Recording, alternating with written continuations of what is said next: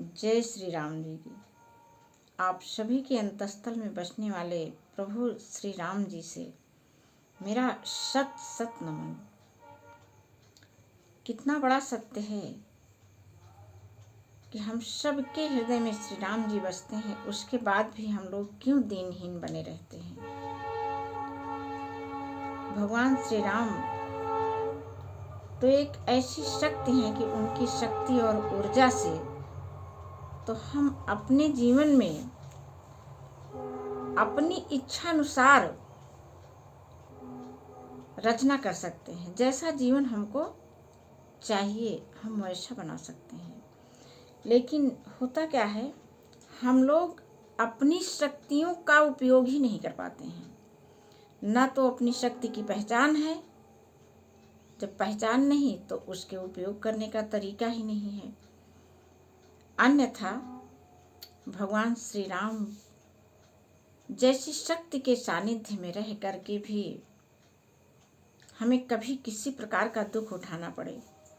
वैसे तो सुख और दुख ये दोनों बिल्कुल साथी ही हैं, लेकिन जब हमको पता रहेगा तो हम दुख का सामना अच्छे से कर पाते हैं। बाकी दुख से बच नहीं सकते, लेकिन दुख का सामना तो अच्छे से कर सकते हैं, धैर्य के साथ। यही चीज़ हमको रामचरितमानस सिखाती है। यह रामचरितमानस एक साधारण सा महाकाव्य नहीं है। पहली बात तो ये एक बहुत ही अतुलित ऊर्जा का स्रोत है। दूसरी चीज़, ये हमें जीवन जीने का तरीका बताता है। इसमें एक शक्तिशाली जीवन जीने का, यदि हम इसको संविधान कहें तो अतिशयोक्ति नहीं होगी। हाँ, ये हमारे शक्तिशाली जीवन जीने का तरीका बताने वाला यह संविधान है, रामचरितमानस। तो आइए, ऐसा नहीं है कि हम सब जो है बस राम कथा सुन लिए, राम नाम जप कर लिए और मिल गया सब कुछ। ये सारी चीज़ें हमको शक्ति देती हैं, तरीका बताती हैं हर काम करने का। जब हम इस तरीके से नहीं चल सकते, नहीं कर सकते, तो कोई मतलब नहीं है हमारे राम नाम जपने का और रामचरितमानस कथा सुनने और कहने का। तो निरंतर अपने आप में बदलाव की प्रार्थना करते रहिए। बाकी जो है सुख दुख तो आना जाना तय है। हम सुखी हैं तो हमें दुख भी मिलेगा, और दुखी हैं तो सुख अवश्य मिलेगा। हमारे परिवार में प्रेम है तो थोड़ी खटपट अवश्य ही हो जाएगी, लेकिन सब सही हो जाएगा। ये सारी सीखें हमको रामचरितमानस से मिलती हैं। आइए आज हम लोग सुनते हैं, जब सप्त ऋषि गए और माँ पार्वती से परिहास में कहने लगे कि देखो तुम हमारा कहना नहीं मानी और भगवान शिव जी ने तो कामदेव को ही जला दिया, अब भी आप उनसे विवाह करने जा रही हैं। तो पार्वती जी ने बड़ा बढ़िया जवाब दिया था। कहा कि आपकी समझ में तो आज उन्होंने जो है कामदेव को जलाया है, लेकिन मैं तो उनको हमेशा से जानती हूँ कि हमरे जान सदा शिव जोगी, अज अनवद्य अकाम अभोगी। मैं तो उनको हमेशा से जानती हूँ कि वे योगी ही हैं। ऐसा दृढ़ विश्वास माता पार्वती का भगवान शिव जी के प्रति देख करके सप्त ऋषियों को बहुत अच्छा लगा। चले भवानी नाय सिर गए हिमांचल पास। अब वो लोग हिमांचल के पास जा रहे हैं। इसी की कथा आगे हम लोग सुनने चल रहे हैं। सुनिए और अपना निर्माण अपनी इच्छा अनुसार करिए। बिल्कुल पूर्ण सत्य है कि हम जो चाहेंगे वही हो सकता है। हम अपनी इच्छा अनुकूल जीवन जी सकते हैं, तो क्यों ना हम वैसा ही करें। हिय हर्षे मुनि बचन सुनी, देखि प्रीति विश्वास। चले भवानी नाय सिर गए हिमांचल पास। सब प्रसंग गिरिपति है सुनावा, नादन तहन सुनी अति दुख पावा। कामदेव को जलाने की बात सुन करके हिमांचल को भी दुख हुआ। बहुरी कह्यो रति कर वरदाना, सुनि हिमवंत बहुत सुख माना। ये संवाद हिमांचल और सप्तऋषियों के बीच में हो रहे हैं। जब उन्होंने बताया कि रति को वरदान दिया है भगवान शिव जी ने, तो यह अच्छा लगा हिमांचल जी को सुन करके। हृदय विचारी शंभु प्रभुताई, सादर मुनिवर लिए बुलाई। सुदिन सुनखत सुघरी सोचाई, बेगी वेद विधि लगन धराई।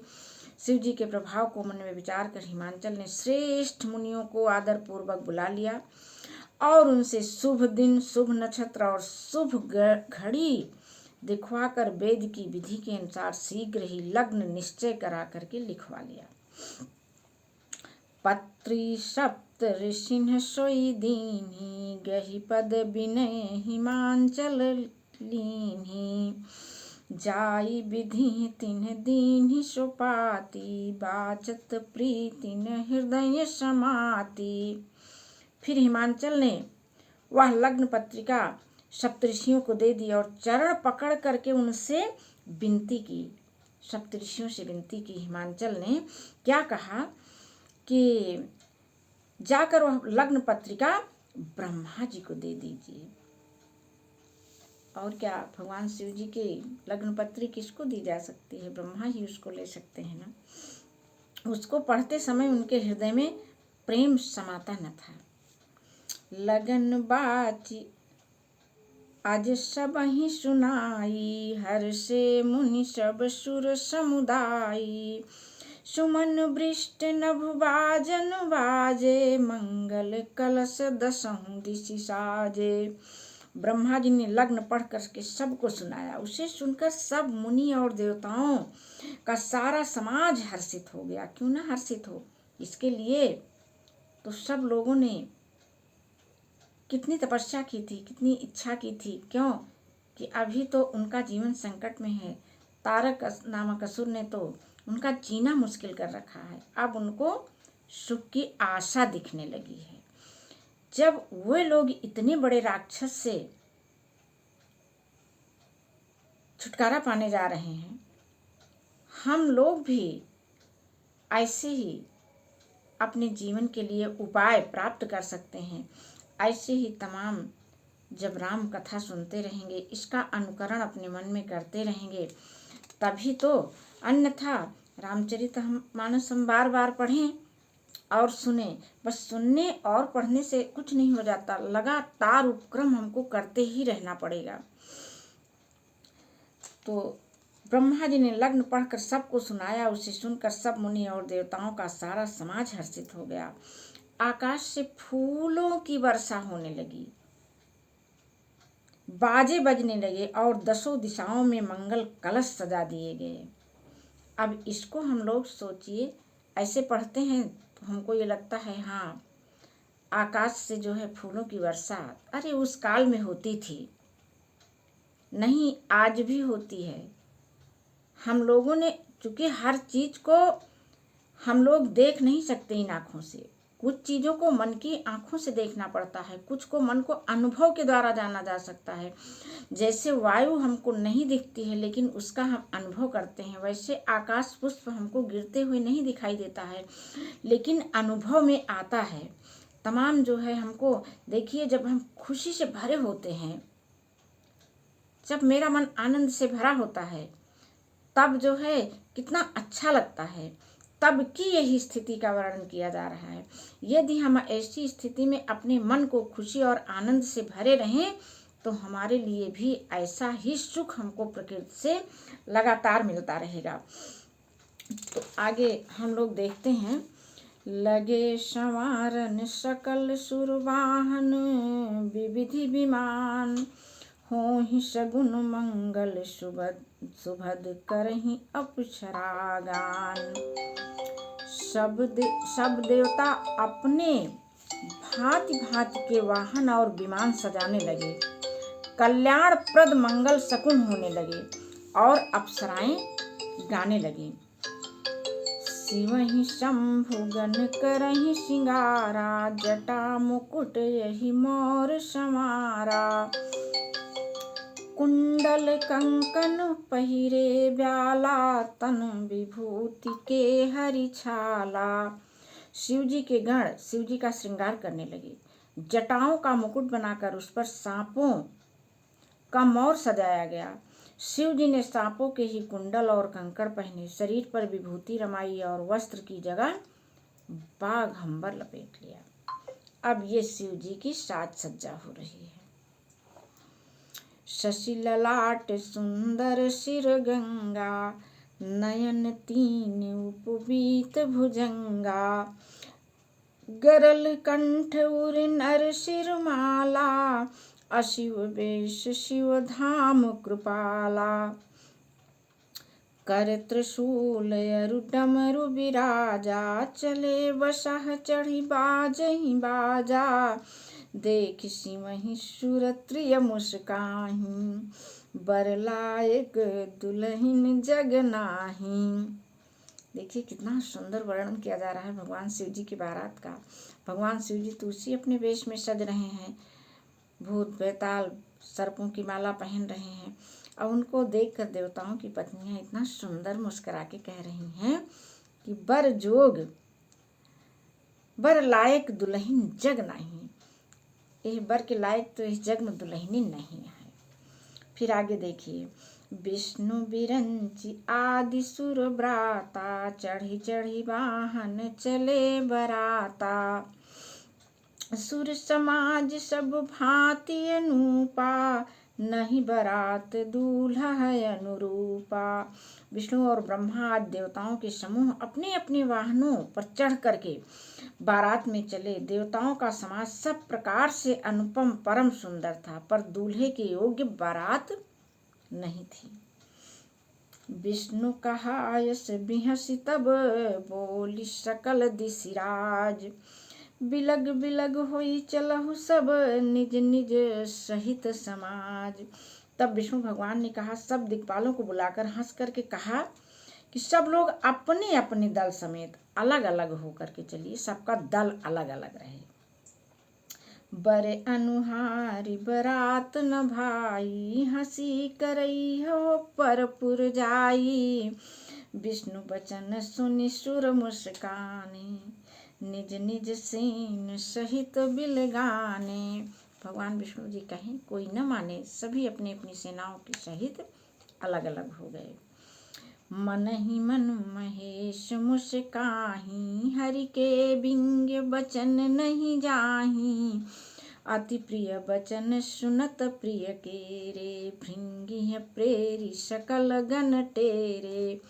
महादेव जी मन ही मन मुस्कुरा रहे हैं कि विष्णु भगवान व्यंग वचन दिल लगी से नहीं छोड़ते हैं। अपने प्यारे विष्णु भगवान के इन अति प्रिय वचनों को सुनकर शिव जी ने भी भृंगी को भेजकर अपने सब गणों को बुलवा लिया। अब उनके गण आ गए भगवान शिव जी के। देखिए, शिव अनुशासन सब आए, प्रभु पद जलज शीश तिन्ह नाये।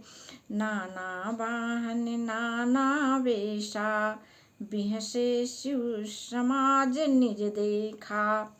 शिव जी की आज्ञा सुनते ही सब चले आए और उन्होंने स्वामी के चरण कमलों में सिर नवाया। तरह तरह की सवारियां और तरह तरह के वेश वाले अपने समाज को देख करके शिव जी हंसने लगे। को मुखहीन विपुल मुख काहू, बिनु पद कर को बहु पद बाहू। विपुल नयन को नयन विहीना, रिष्ट पुष्ट को अति तन खीना। इतनी विचित्र बारात थी भगवान शिव जी की। देखिए तो पढ़ने में कितना आनंद सा आ रहा है कि बताइए, ऐसी विचित्रता थी भगवान शिव जी की बारात में कि देखते ही बन रहा था। कोई बिना मुख का, किसी के बहुत से मुख, कोई बिना हाथ पैर का, तो किसी के कई कई हाथ पैर हैं। किसी की बहुत आंखें हैं तो किसी की एक भी आंख नहीं। कोई बहुत मोटा ताजा है तो कोई बहुत ही दुबला पतला है। ये है शिव जी के सब बाराती। तन खीन को अति पीन, पावन को अपावन गति धरे।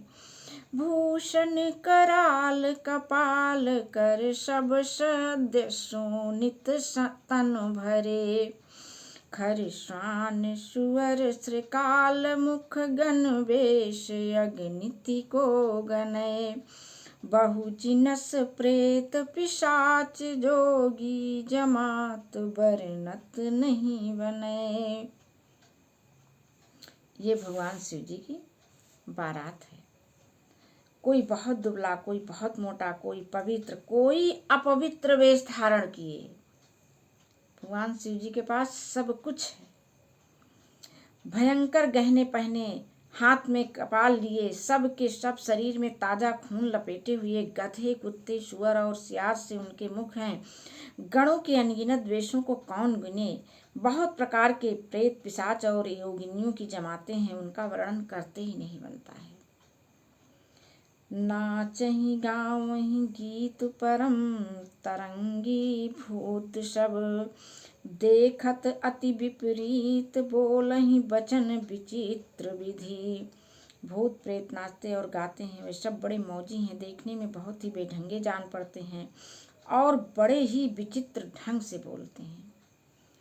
ये सब भगवान शिव जी के बारात का वर्णन है। शिव जी का ये समूह है, उन शिव जी का जिनके हृदय में ही हम सभी वास करते हैं। अर्थात ये जितना भी उनकी कहने का मतलब, सब कुछ भगवान के पास है। अच्छा भी है और बुरा भी। हम लोग जैसा कर्म करते हैं वैसे हम सभी को सब कुछ मिलता जाता है। ऐसा मान करके हमें लगातार भगवान श्री राम के नाम का जप करते रहना है, श्री रामचरितमानस कथा सुनते रहना है और हर एक में राम के रूप को देखते रहना है। बड़ा आसान है कि जब हम राम के रूप को देखते हैं तो सब अपना हो जाता है, सारे गिले शिकवे मिट जाते हैं और फिर हम मिल जाते हैं एक दूसरे से। तो आज की कथा में यहीं पर विश्राम, कल हम लोग फिर मिलेंगे। जय श्री राम जी की।